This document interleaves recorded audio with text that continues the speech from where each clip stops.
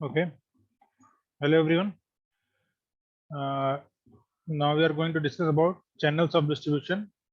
This topic is very important for D Pharma second year, Diploma in Pharmacy second year students. This topic comes under DSBM subject, Drug Storage and Business Management. Okay. Now channels of distribution. Under this, we are going to study direct and indirect selling, middleman, wholesaler, and retailer. Now, channels of distribution. What is channels of distribution? Distribution means the process of transferring product from factory to consumer. You can also say transfer of product from manufacturer to consumer. ठीक है, अब एक manufacturing कर रहा है जो बना रहा है और दूसरा उसको उसका उपभोग कर रहा है, प्रोडक्ट उत्पाद का उपभोग कर रहा है। ठीक है, अब जो बनाया वो जिसको चाहिए वहां तक पहुंचाने के लिए क्या क्या तरीके हैं, वो चैनल्स ऑफ डिस्ट्रीब्यूशन में आते हैं। ठीक है, ये कितने तरीके से होते हैं? ये मेनली दो तरीके से बनाए गए हैं। पहला है आपका डायरेक्ट सेलिंग और दूसरा आता है इनडायरेक्ट सेलिंग। ठीक है, तो आपने देखा कि डिस्ट्रीब्यूशन मीन्स आपका मैन्युफैक्चरर से लेके फैक्ट्री से और जो भी उपभोक्ता है उसके तक सामान पहुंचना। ठीक है, इस प्रोसेस को चैनल्स ऑफ डिस्ट्रीब्यूशन कैसे करेंगे? ये क्या डिस्ट्रीब्यूशन है। अब चैनल्स में क्या आते हैं, किस किस माध्यम से। अब मैन्युफैक्चरर और कंज्यूमर के बीच में कौन कौन लोग हैं, वो ही चैनल बनाते हैं कि मैन्युफैक्चरर के पास से कौन ले आएगा और कंज्यूमर तक कौन पहुंचाएगा। यही जो बीच की कड़ी है उसी को आप चैनल्स कहते हैं, चैनल्स ऑफ डिस्ट्रीब्यूशन। ठीक है, मैन्युफैक्चरर टू कंज्यूमर। अब कैसे डायरेक्ट सेलिंग क्या होती है?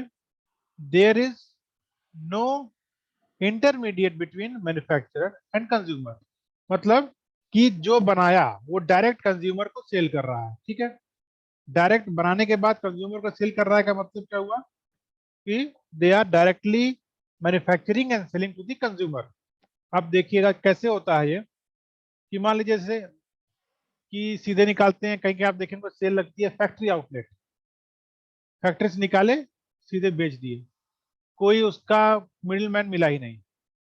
बहुत सारे ऐसी कंपनियां हैं जो ऑनलाइन सामान बेचती हैं और सीधे वो कंपनी देमसेल्फ करती हैं, यूजुअली लार्ज अमाउंट, या फिर अपनी कंपनी खुद का फिर चैनल्स बनाती है कि हाँ हमारा मैन्युफैक्चरिंग है, हमारा ये मार्केटिंग का बना देती है, तो वो भी करते हैं। ठीक है, डायरेक्ट सेलिंग में क्या होता है? मैन्युफैक्चरिंग करके और डायरेक्ट कंज्यूमर को पहुंचा दिया, कोई मिडिल मैन नहीं। ठीक है, डायरेक्ट सेलिंग। अब इसमें क्या कर रहा है? इनडायरेक्ट सेलिंग में अब मैन्युफैक्चरर और कंज्यूमर के बीच में उसके रिटेलर आ गया। ठीक है, मैन्युफैक्चरर अपना भेज दिया किसी दुकान पे और दुकान से वो रिटेल हो गया, रिटेलर से वहां कंज्यूमर ले गया। ये एक तरीका ये हो गया इनडायरेक्ट का। डायरेक्ट इनडायरेक्ट में दूसरा तरीका क्या है? मैन्युफैक्चरर के बाद में होलसेलर के पास गई, फिर होलसेलर से रिटेलर ले आया, रिटेलर से फिर कंज्यूमर के पास पहुंचा। और क्या तरीका है? होलसेलर सॉरी मैन्युफैक्चरर के पास गया, मैन्युफैक्चरर के पास से डिस्ट्रीब्यूटर के पास गया, डिस्ट्रीब्यूटर के पास से होलसेलर के पास गया, होलसेलर के पास से फिर रिटेलर, फिर रिटेलर से फाइनल कंज्यूमर उसको लेता है। अब इसमें क्या चीज समझने लायक है? देखिए, मैन्युफैक्चर क्या किया? रिटेल को दिया, कंज्यूमर को पहुंच गया। इसमें क्या है? इसमें मिडिल मैन सिर्फ एक ही है, रिटेलर। ठीक है, तो इसमें क्या होगा? One person in between both, मतलब एक ही मिडिल मैन है। मैन्युफैक्चरर के बाद wholesaler, retailer, consumer, means manufacturer और कंज्यूमर के बीच में दो मिडिल मैन आ रहे हैं, डिस्ट्रीब्यूशन दो जगह से होते हुए जा रहा है। थर्ड में क्या बता रहा है? मैन्युफैक्चरर और कंज्यूमर के बीच से डिस्ट्रीब्यूटर, होलसेलर, रिटेलर। ठीक है, तो ये तीन चैनल्स के थ्रू होके कंज्यूमर तक पहुंच रहा है। अब ये करने का पर्पस क्या रहता है? इससे क्या होता है कि जो भी स्टॉक है एक जगह वो स्टॉक नहीं होगा, वो मूविंग रहता है। और प्लस जैसे आपकी दवा के केस में देखा जाए तो दवा में क्या करते हैं, मैन्युफैक्चरर अपना दवा डिस्ट्रीब्यूटर को देता है। ठीक है, डिस्ट्रीब्यूटर मान लीजिए एक डिस्ट्रिक्ट में एक डिस्ट्रीब्यूटर होगा एक ब्रांड की दवा का। अब उसके होलसेलर्स भी होंगे, होलसेलर्स आपके शहर में चार कोने में चार हो सकते हैं, डिस्ट्रीब्यूटर एक ही होगा। ठीक है, तो उसका डिस्ट्रीब्यूटरशिप लेते हैं वो। डिस्ट्रीब्यूटर रिटेल नहीं करेगा, रिटेलर डिस्ट्रीब्यूशन का काम नहीं करेगा। ठीक है, तो सबका काम इंडिविजुअल बटा हुआ है कि, लेकिन जो फाइनल, कभी ऐसा नहीं होता होलसेलर से डायरेक्ट कंज्यूमर चला जाए, वो नहीं होगा। क्यों? फार्मेसी के केस में, क्योंकि रिटेल शॉप ही ऑथराइज्ड है to entertain consumer, to entertain patient, या जो भी पब्लिक आती है उसके पास फॉर मेडिसिन ऑन प्रिस्क्रिप्शन। ठीक है, तो ये इसके इनडायरेक्ट सेलिंग के चैनल्स हैं। ठीक है, अब इसमें अगला जो आता है टाइप्स ऑफ मिडिलमैन। ये जो इनडायरेक्ट में जो टाइप्स ऑफ मिडिलमैन है वो कैसे कैसे हैं? एक होते हैं फंक्शनल मिडिलमैन, दूसरे होते हैं मर्चेंट मिडिलमैन। ठीक है, दो तरह के मैन होते हैं, फंक्शनल मिडिलमैन और मर्चेंट मिडिलमैन। तो फंक्शनल मिडिलमैन में क्या होता है? पहला आता है ब्रोकर, ठीक है, कमीशन एजेंट, फिर आता है आपका ऑक्शनियर जो उसका बोली लगाता है, फिर डेल क्रेडर एजेंट्स। ठीक है, इस तरह के फंक्शनल मिडिलमैन में आते हैं जो कि प्रोडक्ट्स जो होते हैं उसकी बोली लगा के उसका फिर ऑक्शन करके उससे पैसा लेते हैं। दूसरा में क्या है? Merchant middleman. मर्चेंट मिडिलमैन में होलसेलर और रिटेलर आते हैं। होलसेलर क्या होता है? मिडिलमैन होता है in between manufacturer, retailer, wholesaler, proper. ठीक है, तो होलसेलर कहाँ कहाँ मिडिलमैन होता है? मैन्युफैक्चरर,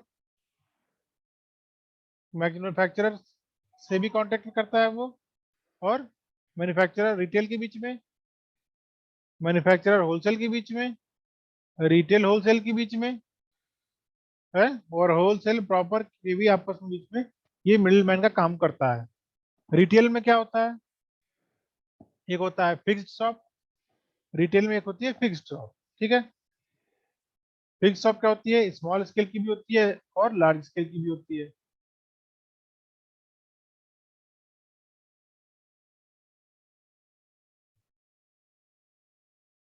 और अगला क्या होता है?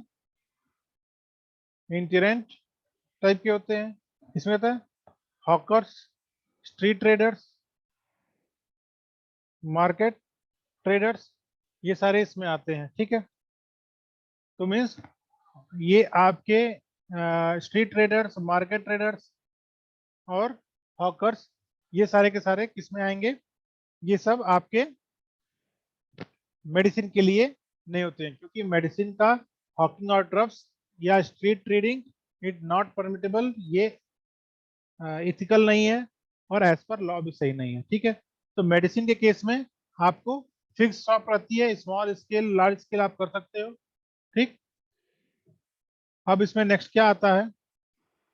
Classification of wholesaler. होलसेलर के कितने प्रकार हैं? ठीक है, होलसेलर के प्रकार कितने हैं?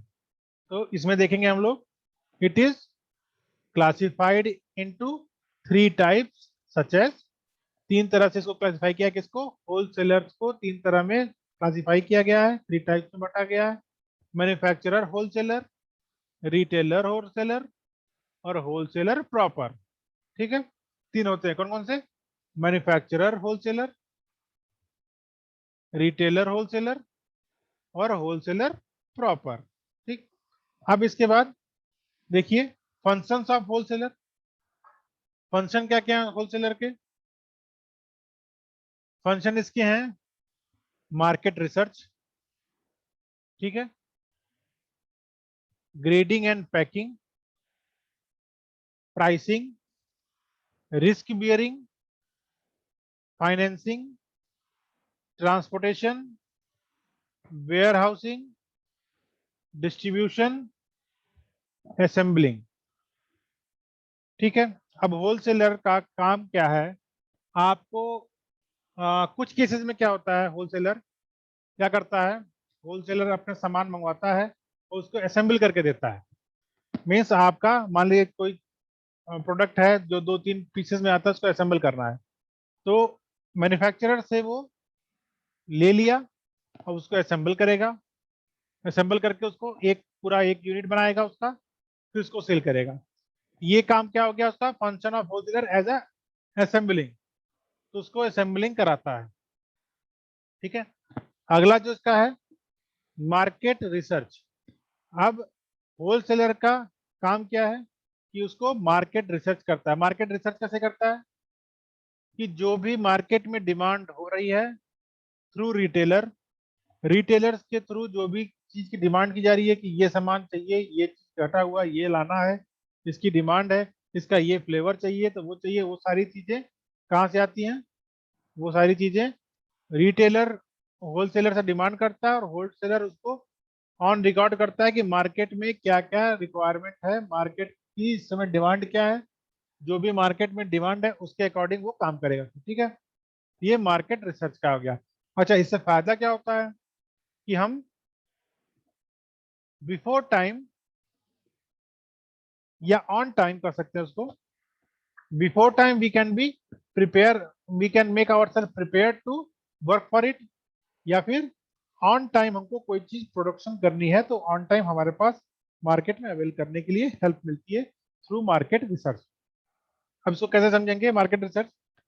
मान लीजिए आपका अ, जैसे अभी कोरोना काल में मास्क वाली कोई कंपनी है, उसको मास्क का प्रोडक्शन करना था। अब उसको पता चला कि कोरोना के केस जब केसेस बढ़ेंगे तो मास्क का यूज करना कंपल्सन होगा, मास्क आपको यूज ज्यादा करना है। तब जो मास्क बनाने वाली कंपनी क्या करेगी, वो अपना प्रोडक्शन बढ़ा देगी। क्यों?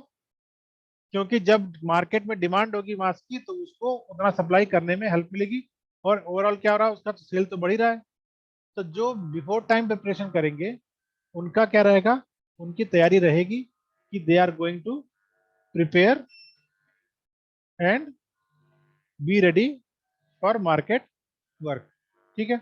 अब इसमें नेक्स्ट क्या कह रहा है कि मार्केट रिसर्च उनको फायदा क्या है, उनको पहले से वो प्रिपेयर है कि what they have to do for establishing their self in market।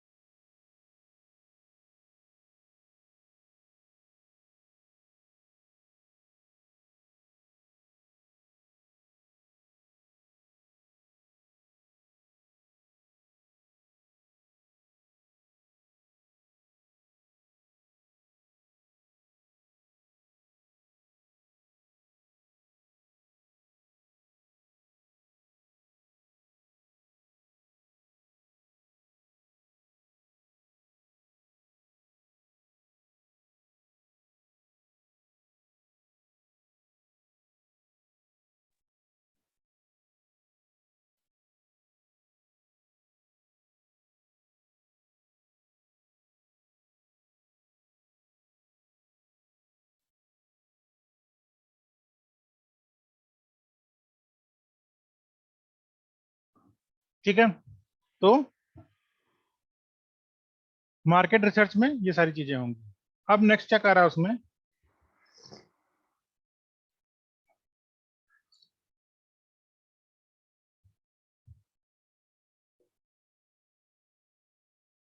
Grading and packaging.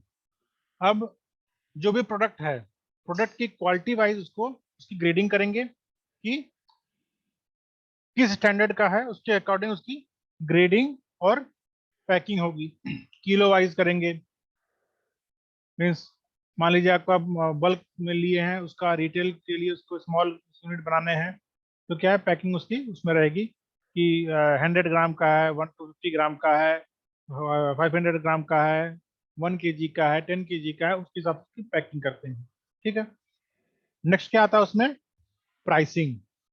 Pricing के केस में क्या करते हैं कि प्राइसिंग क्या करती है, मैन्युफैक्चरर जो उसको प्राइसिंग करता है, मैन्युफैक्चरर प्राइसिंग करता है जो उसका material cost, raw material cost, उसका मैन्युफैक्चरिंग कॉस्ट, ठीक है, और उसका ट्रांसपोर्टेशन कॉस्ट, सारी चीजें लो के कितना पड़ा, ठीक है। लेकिन दैट कॉस्ट डजंट मीन्स कि वो एमआरपी है, बिकॉज वो तो अभी मैन्युफैक्चरर का खर्चा आया है, और उसके बाद रिटेलर का खर्चा, होलसेलर का खर्चा आएगा, स्टॉकिस्ट का खर्चा आएगा, ठीक है। उसके बाद से फिर रिटेलर का खर्चा आएगा, और फाइनल कंज्यूमर के पहुंचते पहुंचते वो जो मैन्युफैक्चरर का कॉस्ट था, और जो मीन्स कंज्यूमर को परचेज करने में खर्चा करना पड़ रहा है, एमआरपी जो कहा जाता है, उसके बीच में almost twice to thrice, 2 to 3 times उसका रेट बढ़ जाता है, ठीक है। अब इन सब केसेस में क्या होता है, इसलिए जो डायरेक्ट सेलिंग है वो ऑलवेज इज चीपर। देखेंगे ऑनलाइन कोई सामान खरीदते हैं, डायरेक्ट मैन्युफैक्चरर अगर बेचता है तो वो सस्ता बेचता है, ठीक है। तो सस्ता बेचने का मतलब वैसा नहीं खराब बेच रहा है, वो डायरेक्ट मैन्युफैक्चरर बेच रहा है, तो उसको अपना मार्जिन से निकालना है कि हमारा ये मैन्युफैक्चरिंग कॉस्ट पड़ा। कोई सामान हमने 10 रुपए में बनाया, उसका एमआरपी देते देते देते वो एमआरपी पे पहुंचने में उसका लग जाता था 20-30, में 10 रुपए की चीज 30 रुपए में, 40 रुपए में बिक रही है, ठीक है। मैन्युफैक्चरर बेचेगा तो 50% डिस्काउंट बेच देगा, पता लग 10 रुपए का बनाया था, 25 रुपए में बेच दिया, 50 रुपए एमआरपी थी, तो ये उसमें फायदा आता है। तो प्राइसिंग कैसे, वो होलसेलर क्या करता है कि वो कितने में उसको वो मैन्युफैक्चरर से मिला, और उसको रिटेलर को कितने में देना है, क्योंकि उसका भी मार्जिन निकलना है एमआरपी से कम, वो उसकी प्राइसिंग करेगा। फिर अगला फंक्शन क्या है, रिस्क बियरिंग। अब होलसेलर हमेशा रिस्क बियरिंग में रहता है, क्यों? क्योंकि मार्केट के रिसर्च के अकॉर्डिंग वो प्रोडक्शन हाउस से या मैन्युफैक्चरर से क्या करेगा, प्रोडक्शन, और वो अपना प्रोडक्ट मंगवाएगा, वो मंगा के अपने पास रखता है, रखने के बाद उसको ऑर्डर मिलेगा, ऑर्डर मिलेगा तो उसको रखने के बाद ऑर्डर मिलेगा तो वो अपना सेल करेगा, ठीक है। तो रिस्क बियरिंग फैक्टर तो इसके साथ है, क्यों? क्योंकि जो भी वो पैसा ऑर्डर करके ले रहा है, जो भी आपको ऑर्डर किया, पैसा लगाया, वो ऑर्डर उसके पास तो आ गया, लेकिन वहां से अब सेलिंग के लिए रिटेलर जब उसके पास आएंगे तो उसका सेल होगा, और till then he has to purchase and wait for his sale, ठीक है। तो रिस्क बियरिंग फैक्टर रहता है। नेक्स्ट क्या कर रहा है इसमें, फाइनेंसिंग। अब वो फाइनेंस की सुविधा भी देता है फंक्शन। कैसे? अब आपको रिटेलर को बोलेगा कि आप ले जाओ, प्रोडक्ट्स ले जाइए, और ले जाके बेचने के बाद पैसा दीजिएगा। ये क्या कर रहा है, वो क्रेडिट फैसिलिटी दे रहा है, फाइनेंसिंग की सुविधा दे रहा है कि हाँ आपका प्रोडक्ट आप बेच लो, उसके बाद पैसा देना, फाइनेंसिंग सुविधा इसको गोचर करते हैं। अगला क्या आता है, transportation. Most of the case क्या होता है कि मैन्युफैक्चरर आपको डिस्ट्रिक्ट तक पहुंचा दिया, होलसेलर के पास पहुंच गया। अब होलसेलर के पास से रिटेलर जब ऑर्डर करते हैं तो उनका ट्रांसपोर्टेशन कराना, और इवन कुछ केसेस में वो मैन्युफैक्चरर के पास से मंगवाने का भी खर्चा होलसेलर का रहता है, और डिस्ट्रीब्यूशन का पूरा खर्चा वही देखते हैं, ठीक है। इसलिए जो आपका जो होलसेलर वाला पार्ट है, होलसेलर के लिए मार्जिन ज्यादा करते हैं। ज्यादा करने का पर्पस क्या है, कि ज्यादा इसलिए है क्योंकि आपको होलसेलर को प्रोक्यूरमेंट करने में, सामान मंगाने में भी ट्रांसपोर्टेशन का खर्चा देना पड़ा, और रिटेल करने में भी खर्चा करना पड़ा, तो ट्रांसपोर्टेशन का उसका एक्सपेंसेस उसमें इंक्लूड करते हैं। Warehousing. अब जो भी होलसेलर है वो क्या है, वो अपने पास सामान स्टॉक करता है।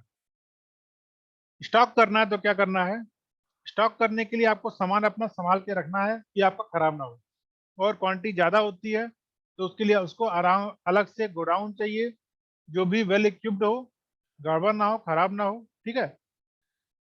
अब ऐसे उसको करने के लिए उसको प्रॉपर वेयर हाउसिंग चाहिए, ठीक है। Warehousing means proper place where the stock can be, where the article और stuff can be stock for longer period of time, ठीक है। नेक्स्ट आपका डिस्ट्रीब्यूशन। अब होलसेलर का एक और काम होता है डिस्ट्रीब्यूशन का। जितने लोग का ऑर्डर आया उसके पास, जितने रिटेलर्स का ऑर्डर आया उसके पास डिस्ट्रीब्यूशन का भी बिल जनरेट करेगा, डिस्ट्रीब्यूट करेगा, उनको जाके रिसीव कराएगा, ये सारी चीजें उसके फंक्शन में आती है, ठीक है। ये आपके थे फंक्शंस ऑफ होलसेलर। अब आपका आता है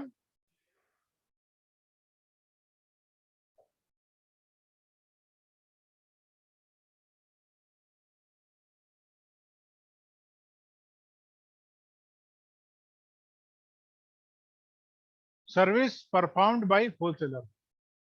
होलसेलर कौन कौन सी सर्विस परफॉर्म करते हैं, किसको की सर्विस देते हैं? पहला उसमें सर्विस टू रिटेलर, रिटेलर को सर्विस प्रोवाइड करते हैं। सर्विस टू प्रोड्यूसर और मैन्युफैक्चरर, मैन्युफैक्चरर को सर्विस देते हैं। Service to society, consumer. जो भी होलसेलर है उसका जो सर्विस प्रोवाइडिंग है वो तीन लोगों को आती है, क्योंकि वो इन्हीं के बीच में मिडिल मैन है। वो रिटेलर्स को सर्विस प्रोवाइड करता है, मैन्युफैक्चरर को सर्विस प्रोवाइड करता है, और कंज्यूमर को भी सर्विस प्रोवाइड करता है।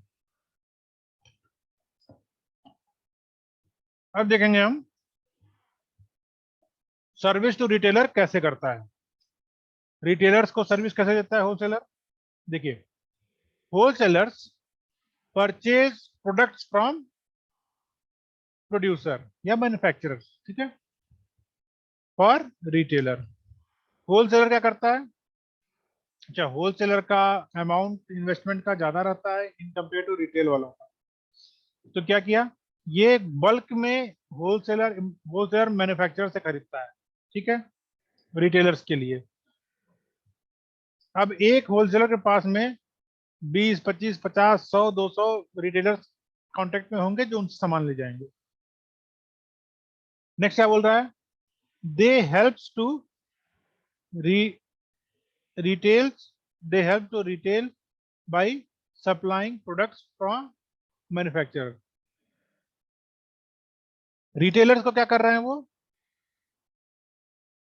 Bye supplying products from manufacturer, वो रिटेलर्स को हेल्प कर रहा है, ठीक है।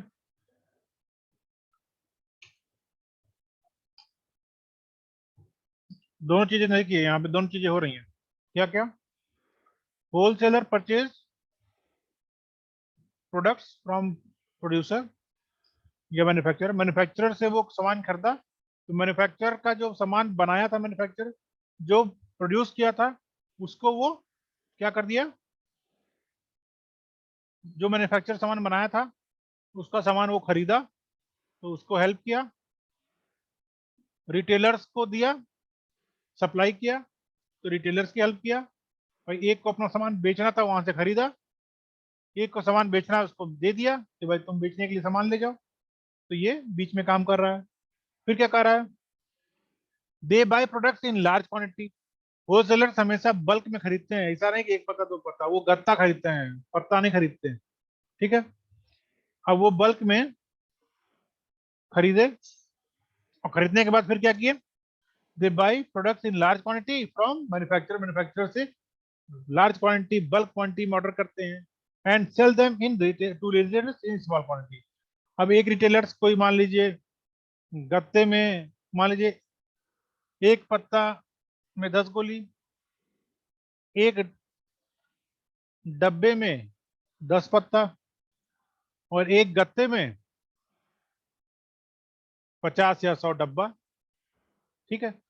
तो एक, मान लीजिए अगर रिटेलर की बात करें, एक डब्बा 2 डब्बा ले जाएगा, लेकिन जब होलसेलर खरीदेगा तो वो 10 गत्ता, 15 गत्ता ऐसे सामान खरीदेगा। क्यों? क्योंकि उसके पास में 100, 200, 150 कैसे भी आपके रिटेलर्स होंगे जो लेके जाएंगे। तो वो कितनी क्वांटिटी लिया जाए कि ऑर्डर करने से और रिसीव करने के बीच में जो टाइम बचता है, बफर टाइमिंग, वो चल जाए, उसके हिसाब से वो अपना देखेगा, ठीक है। वो इसीलिए एनालाइज भी करता है, वो सारी चीजें उसमें करेगा। नेक्स्ट क्या बोल रहा है इसमें? They deals in limited number of products and gain expert knowledge. अब क्या है, जो रिटेलर्स को सर्विस दे रहा है, होलसेलर क्या करते हैं?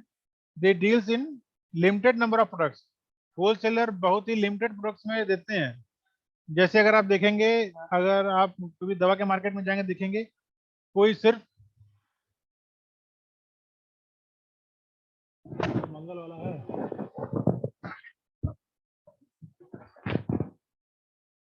ठीक है। तो जो होलसेलर है वो लिमिटेड चीजों में डील करता है। जैसे एक जगह जाएंगे तो पता चलेगा सिर्फ आपके सैनिटाइजर्स रखा है। एक के पास जाएंगे तो सिर्फ पता चलेगा सिर्फ वो मेडिकल डिवाइसेस रखा है, कि भाई अगर आपको सर्जिकल डिवाइस है, सीजर वगैरह रखा है। एक के पास जाएंगे तो पता चला कि सिर्फ एक पर्टिकुलर मेडिसिन, एक पर्टिकुलर कंपनी के मेडिसिन रखा है, ठीक है। कोई सिर्फ आयुर्वेदिक प्रोडक्ट्स रखा है। किसी के पास जाएंगे तो सिर्फ आपको पतंजलि प्रोडक्ट्स मिलेगा। तो ये क्या है कि सिंगल में बहुत मिनिमम रेंज वाली चीजों को वो डील करते हैं, ठीक है। क्वांटिटी ज्यादा रहेगा बट नंबर ऑफ आइटम्स उनके पास कम रहेंगे, range.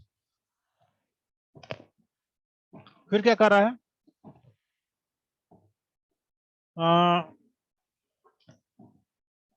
They buy products in large quantity from manufacturers and sell them to retailers in small quantity. और इसके अलावा क्या कर रहा है, और कर रहा है, they deals in limited number of products and gain expert knowledge. Limited number में करते हैं और गेन एक्सपर्ट नॉलेज भी करते हैं। अगला क्या कर रहा है, इसमें इंपॉर्टेंट वाला पार्ट है जो provide credit facility to and discount to retailers. अपने पास से रिटेलर्स को सामान खरीदवाने के लिए वो उनको डिस्काउंट भी देते हैं और क्रेडिट फैसिलिटी भी देते हैं, ठीक है। वो रिटेलर्स को क्रेडिट फैसिलिटी भी देते हैं कि भाई आप हमसे ले जाओ, सामान बेचने के बाद आप उसको पैसा दे जाना, ठीक है। फिर क्या कह रहा है इसमें, दे beer most of risk. Retailer सबसे ज्यादा रिस्क बियरिंग होते हैं। सॉरी, होलसेलर, होलसेलर सबसे ज्यादा रिस्क लेते हैं। बल्क में सामान उठाते हैं और उधार में सामान देना है। बल्क में सामान उठाए, नहीं बिका तो उनके पास रखे रखे खराब होगा। उधार दे रहे हैं रिटेलर्स को, सामान उधार में दे रहे हैं, सामान कैश में उठा रहे हैं, उधार में दे रहे हैं, तो उनके पास तो मनी मैनेजमेंट फिर दिक्कत आती है कि अगर उनके पास बैकअप ना हो, पता चला कि 2 महीने में उनका बिजनेस ठप हो जाएगा। तो रिस्क बियरिंग कैपेसिटी उनकी ज्यादा होनी चाहिए और रिस्क ज्यादा लेते भी हैं वो, ठीक है।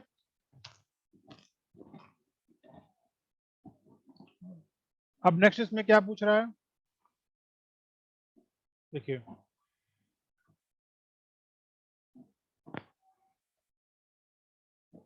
Service to manufacturer. मैन्युफैक्चरर कौन कौन से सर्विस दे रहे हैं, ये मैन्युफैक्चरिंग को दे रहे हैं। They buy goods in bulk from, किससे, प्रोड्यूसर एंड रिटेल, चाहिए, एंड रिटेल प्रोड्यूसर्स। क्या कर रहा है इसमें, they buy goods in bulk from production, from producers and relieve producers. ये प्रोड्यूसर्स का, मैन्युफैक्चरर्स का बल्क में सामान गुड्स लेते हैं और रिलीव्स प्रोड्यूसर्स और उनको निश्चिंत कर देते हैं। दे help in large scale production. अब ये होलसेलर क्या करते हैं, ये लार्ज स्केल प्रोडक्शन में हेल्प करते हैं। कैसे हेल्प करते हैं, बाय गिविंग बल्क ऑर्डर। अब आप कोई कहेगा होलसेलर कि हमको 10 गत्ता चाहिए, 1 लाख टैबलेट चाहिए, 2 लाख टैबलेट चाहिए, तो उसके लिए बल्क ऑर्डर हो गया। होलसेलर ऑर्डर नहीं करेगा तो मैन्युफैक्चरिंग क्यों किया जाएगा, ठीक है। तो होलसेलर क्या आता है, लार्ज स्केल प्रोडक्शन में हेल्प करता है by giving supply order for bulk quality quantity, ठीक है। अगला क्या कर रहा है, usually makers usually make cash payment. अब जो भी होलसेलर्स हैं वो ज्यादातर क्या होते हैं, वो ज्यादातर कैश पेमेंट करते हैं, ठीक है। They provide warehousing facility to producer and retailer. अब वेयर हाउस फैसिलिटी किसके पास होती है, होलसेलर के पास होती है। अब होलसेलर मैन्युफैक्चरर अपना सामान बना दिया, ला के अपने पास स्टॉक कर लेगा, ठीक है, हमारे पास रख दो, वहां से सप्लाई करा देना। और रिटेलर के मान लीजिए उसके पास जगह नहीं, तो रिटेलर भी अपना सामान वहीं रखवा देता है कि हमको जब जरूरत होगी ले जाएंगे, पेमेंट कर दिया। तो क्या हुआ कि ये क्या कर रहा है, वेयर हाउसिंग फैसिलिटी इस दोनों को दे रहा है, किसको, आपके मैन्युफैक्चरर को भी, आपके रिटेलर को भी। अगला क्या कर रहा है, they provide market information to manufacturer to regulate their production. जैसी डिमांड पड़ती है, जैसा कंजम्पशन है मार्केट में, उसके हिसाब से वो मैन्युफैक्चरर को इंफॉर्मेशन देता है कि आपका प्रोडक्शन क्या करना है, ठीक है। मार्केट इंफॉर्मेशन क्या हुआ, टू मैन्युफैक्चरर को टू रेगुलेट देयर प्रोडक्शन। अब मार्केट में डिमांड कम हो रही है, डिमांड ज्यादा हो रही है, उसके हिसाब से इंफॉर्मेशन देंगे तो वो अपना प्रोडक्शन बढ़ा या घटा लेंगे, ठीक है। अगला क्या कर रहा है इसमें, help in maintaining inform help in maintaining uniform rate of production by placing advance supply. Help in maintaining uniform rate of production मतलब कि जो भी मैन्युफैक्चरिंग प्रोसेस है वो निरंतर चलती रहे, यूनिफॉर्मली प्रोडक्शन होता रहे, उसके लिए ये एडवांस ऑर्डर देते हैं, तो वो भी हेल्प कर रहे हैं इसको, मैन्युफैक्चरर को। नेक्स्ट आता है उसमें सर्विस टू सोसाइटी या कंज्यूमर। अब होलसेलर कंज्यूमर को कैसे हेल्प कर रहा है, wholesaler sells products at uniform price. Wholesaler ना बहुत मैंने एमआरपी भी नहीं बेचते हैं, लेकिन उनका जो प्राइसिंग रहता है वो ऐसा रहता है कि जिसमें रिटेलर्स का भी मार्जिन निकल जाए, और उनका रेटिंग यूनिफॉर्म रहता है, ऐसा नहीं कि कहीं बहुत ज्यादा ले रहा है कहीं बहुत कम ले रहा है, वो ऑलमोस्ट सिमिलर है, ठीक है। फिर क्या कर रहा है, they purchases large quantity of goods to cut down cost of production. Large quantity में जब लेते हैं तो उनका प्रोडक्शन कॉस्ट कम हो जाता है, ठीक है। जब लार्ज क्वांटिटी को लेते हैं तो उसका प्रोडक्शन कॉस्ट कम हो जाता है, क्योंकि प्रोसेस वही है, चाहे कम हो चाहे ज्यादा हो, खर्चा उतना आएगा। नेक्स्ट क्या आ रहा है, they inform about taste of consumers to producer. As you know, the wholesaler is middleman between retailer, consumer and manufacturer। तो क्या करता है, वो कंज्यूमर का इंटरेस्ट, कंज्यूमर का टेस्ट, कंज्यूमर का फीडबैक डायरेक्टली वो किसको देता है, टू मैन्युफैक्चरर, ठीक है। अगला क्या कर रहा है, they conduct market research from time to time for improvement in production. Time to time market research करके क्या करता है, होलसेलर मार्केट रिसर्च कंडक्ट करते हैं from time to time for improvement in products. अब कोई प्रोडक्ट्स का जैसा होता है क्या है, कोई प्रोडक्ट आपका मार्केट में है, अब मार्केट में कोई प्रोडक्ट है, प्रोडक्शन हो रहा है, तो उसके बाद क्या होता है कि मार्केट में ना प्रोडक्ट आ गया, प्रोडक्शन चल रहा है, धीरे धीरे आपका मान लिया प्रोडक्ट ज़्यादा बिकने लगा, तो जो भी आपके कंपटीटर हैं वो क्या करेंगे कि वो स्टार्ट कर देंगे कि सेम मी टू वाला, मी डिफरेंट मी टू दो कॉन्सेप्ट चलता है। मार्केटिंग में me too and me different, दो मार्केटिंग वाले में प्रोसेस चलता है। मी टू क्या होता है? मी टू मीन्स जो आपका प्रोडक्शन है वही सेम मेरे पास आपका 20 रुपये पत्ता है, हम 18 रुपये बेचेंगे, 2 रुपये कम बेचेंगे। तो उससे क्या हुआ, मार्केट में आके कंपटीटर बन गए। तो time to time market research करने से क्या होता है, आइडिया लगता है कि हमारे प्रोडक्ट में हम क्या चेंज कर सकते हैं। अब कैसे? एक मान लीजिए डाइक्लोफेनेक आ रहा था, डाइक्लोफेनेक का उतना बढ़िया रिस्पॉन्स नहीं था, डाइक्लोफेनेक सोडियम का रिस्पॉन्स बढ़ गया तो डाइक्लोफेनेक सोडियम बना दिया। पहले एक मार्केट में आता था आयोडेक्स, आयोडेक्स में आयोडीन रहता था, जिसके नाते वो जहां भी स्किन पे लगाते तो आयोडीन की स्टेनिंग होती थी उसमें। आयोडीन की स्टेनिंग के साथ में कपड़े पे भी स्टेनिंग होती थी और स्किन पे भी होती थी, और लगाने के बाद वो जल्दी छूटता भी नहीं था, ग्रीसी इन नेचर था, very heavy greasy in nature है। तो उस केस में क्या करते थे, जब उस केस में क्या करते थे कि हम जो भी फीडबैक लिए मार्केट से फीडबैक लेने के बाद में क्या हुआ, हमको पता चला कि ये प्रोडक्ट्स में ये ड्रॉबैक है। क्या है? कपड़े को स्टेन करता है, स्किन को स्टेन करता है, और विस्कस इन नेचर, इतना ज्यादा विस्कस ग्रीसी इन नेचर है कि कपड़े पे लग जाए छूटता नहीं है, स्किन पे लगा रहा है साबुन से छूटता नहीं जल्दी। तो ये सारे फीडबैक थे। अब उसका प्रोडक्ट इम्प्रूवमेंट हुआ था, कैसे हुआ? अब जो मार्केट में ऑर्डर्स आता है वो कलरलेस होता है, ओपेक इन नेचर होता है, कोई कलर नहीं है उसमें, ट्रांसपेरेंट ट्रांसल्यूसेंट टाइप का है, और प्लस वो विस्कस भी ज्यादा नहीं है, अब इजिली वॉशेबल है। इसका प्रोडक्ट टाइम टू टाइम आज भी, इसीलिए आपका जो आयोडेक्स का एक ब्रांड है वो आज भी मार्केट में सर्वाइव कर रहा है, इसलिए क्योंकि वो अपने प्रोडक्ट को टाइम टू टाइम इम्प्रूव किया। ठीक है, नेक्स्ट क्या बोल रहा है, they help in maintaining balance in demand and supply and help to stabilise price.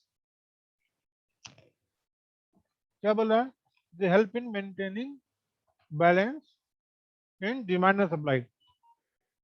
Demand क्या है, कितने लोग खरीदने के लिए इच्छुक हैं, कितने लोग पूछ के हैं, डिमांड क्या है, और उसको सप्लाई कितना देना है।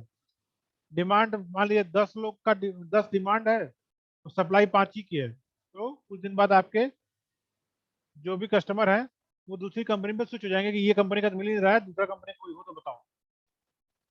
ठीक है, ये सारी चीजें उसमें होती हैं। अब उसमें नेक्स्ट क्या कह रहा है, ये इसको बैलेंस करता है कैसे, कि डिमांड एंड सप्लाई, वो प्रीवियस ऑर्डर देके, डिमांड की जानकारी देके, फीडबैक देके प्रॉपरली वो डिमांड के बारे में बताता है, और उसके हिसाब से सप्लाई कंपनी करती है। ठीक है, इसके बाद इसमें अगला जाता है, क्या होता है, एलिमिनेशन ऑफ होलसेलर। ठीक है, क्या क्या होता है, the service of wholesalers are unnecessary in present as.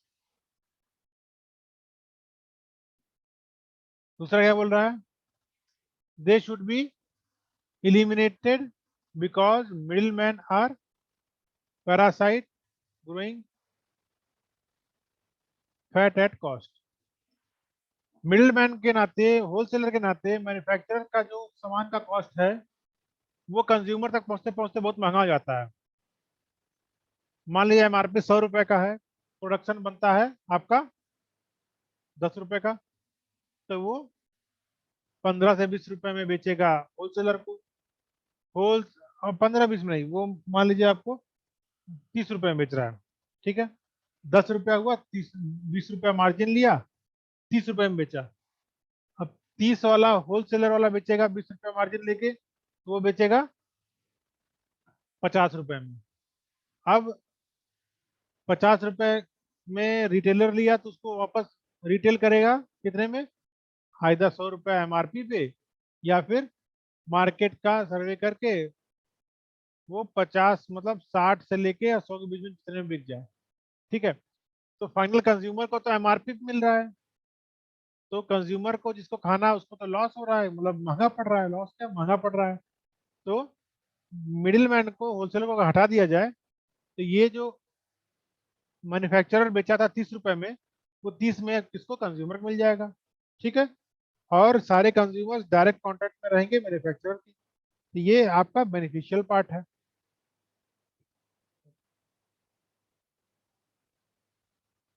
अब अगला क्या कर रहा है इसमें,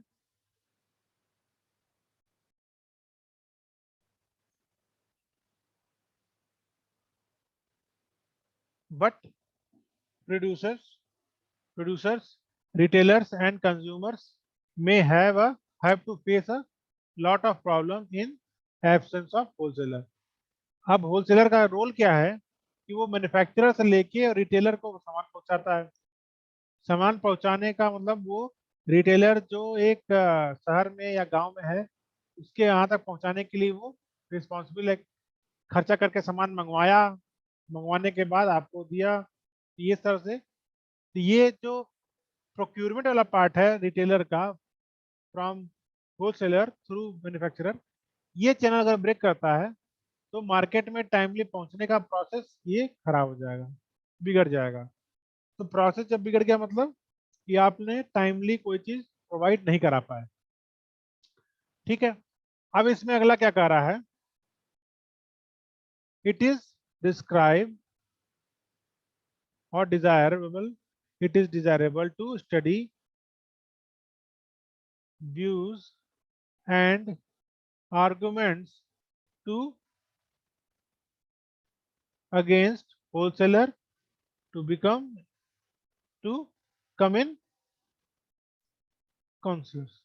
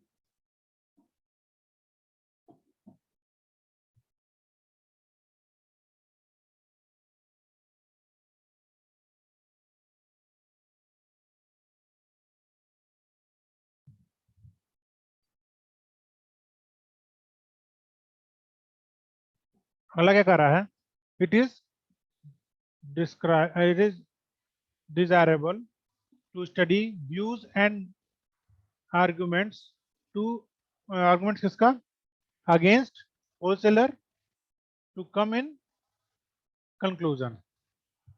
तो उसका कंक्लूजन निकालने के लिए आपको करना पड़ेगा।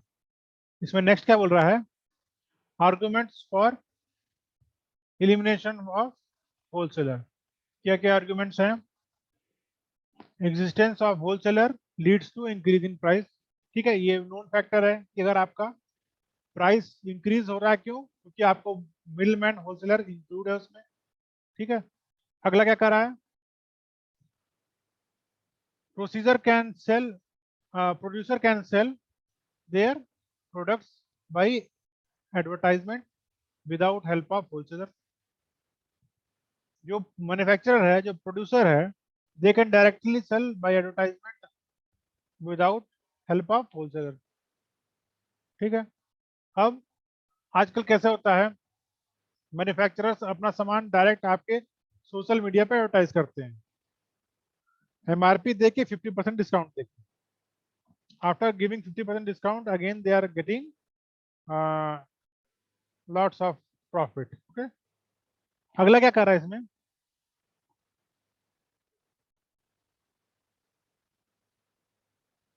Certain producers have direct selling at responsible price. Example Dabur, Hamdard, ये क्या है, ये अपने डायरेक्ट सेलिंग करते हैं, उनका एमआरपी पे अच्छा खासा डिस्काउंट भी देते हैं। ठीक है, इसके बाद नेक्स्ट क्या कर रहा है इसमें, they only interested in popular production और सेलिंग। पॉपुलर प्रोडक्शन और सेलिंग वाला ही काम करते हैं। Due to fast mean of transport, retailers can easily buy products from product manufacturer directly. Fast means of transport, अगर मिडिल मैन नहीं है तो डायरेक्ट आपका मैन्युफैक्चरर से रिटेलर को मिलेगा, मैन्युफैक्चरर से कंज्यूमर को मिलेगा, तो टाइम कम हो गया, प्राइस कटिंग हो गई उसमें। ठीक है, अब इसके बाद अगला क्या कहता है, sometimes they create scarcity in market by hoarding products।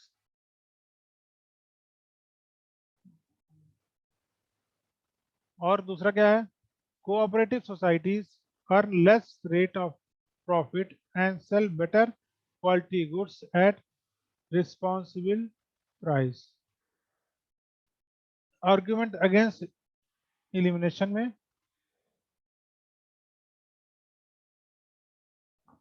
Retailers के क्या है इसमें, it is middle man between wholesaler and consumer. जो रिटेलर है वो किसके बीच में है, होलसेलर के और कंज्यूमर के। फिर क्या पूछ रहा है,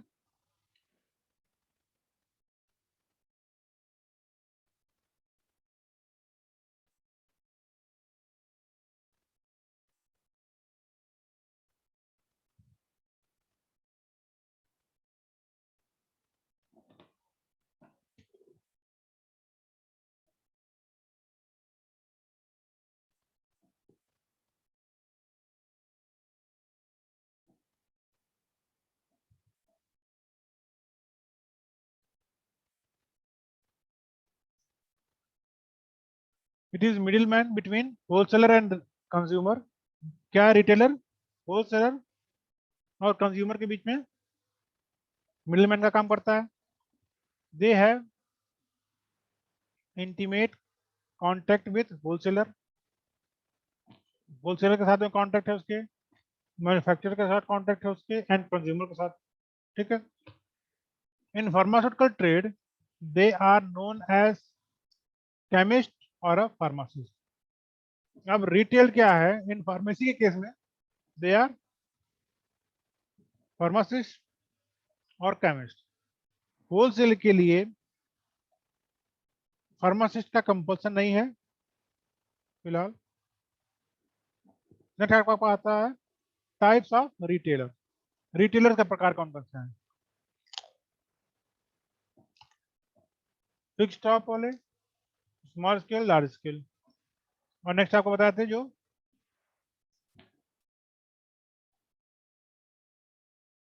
रिटेलर्स, उसमें क्या आते हैं, hawkers, street traders, market traders. ठीक है, फिक्स शॉप में क्या क्या आते हैं, स्मॉल स्केल क्या आते हैं, लार्ज स्केल क्या आते हैं। स्मॉल स्केल में क्या आते हैं, street sellers, second hand goods shop, general stores, single line stores, speciality stores. Large scale पे क्या आते हैं, departmental store, multiple shop chain, mail order business, consumer cooperative society. ये सारे रिटेलर्स के लार्ज स्केल पे करते हैं। अगला जो आता है आपका फंक्शंस ऑफ रिटेलर्स, ये बहुत इंपॉर्टेंट पार्ट है। फंक्शंस ऑफ रिटेलर्स, क्या क्या फंक्शन है, रेडी स्टॉक इनके पास होता है, वाइड चॉइस ऑफ कस्टमर्स होते हैं उनके, कंज्यूमर के पास वाइड चॉइस होते हैं, हर तरह के आएंगे, रिटेल का थोड़ा थोड़ा सामान हर तरह का रखते हैं, तो हर तरह के इनके पास वो आएंगे कस्टमर्स। अगला क्या कर रहा है, sale promotion, retailers also do sale promotion. अगला फंक्शन क्या है? Market research as same as previous one.